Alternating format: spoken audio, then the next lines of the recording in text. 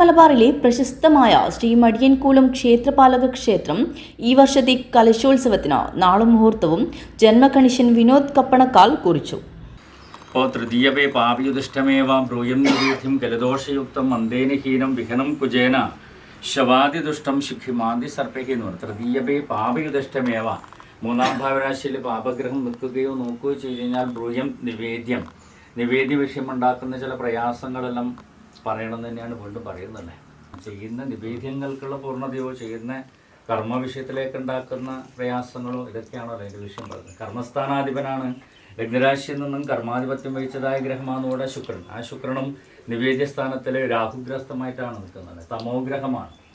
വടക്കേ മലബാറിലെ പ്രധാനപ്പെട്ട ക്ഷേത്രമായ ശ്രീ മടിയൻകൂലം ക്ഷേത്രപാലക ക്ഷേത്രം ഈ വർഷത്തെ കലശോത്സവം മെയ് 23-24 തീയതികളിൽ നടത്താമെന്ന് പ്രശ്നവശാൽ കണ്ടിരിക്കുന്നു.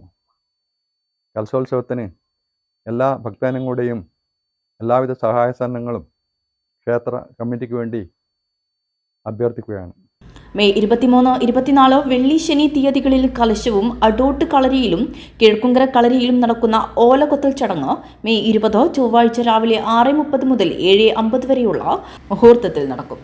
Moolacheri Nayarachan, Madiyan Nayarachan, trustee board chairman VM Jayadevan, trustee board മെമ്പർമാരായ NV Babyraj, V Narayanan, executive officer Vijayan Peringeth, വിവിധ കളരി പ്രതിനിധികൾ, ആചാരസ്ഥാനികർ, നവീകരണ കമ്മിറ്റി ഭാരവാഹികൾ, വികസന സമിതി ഭാരവാഹികൾ, ഭക്തജനങ്ങൾ എന്നിവർ ചടങ്ങിൽ സംബന്ധിച്ചു.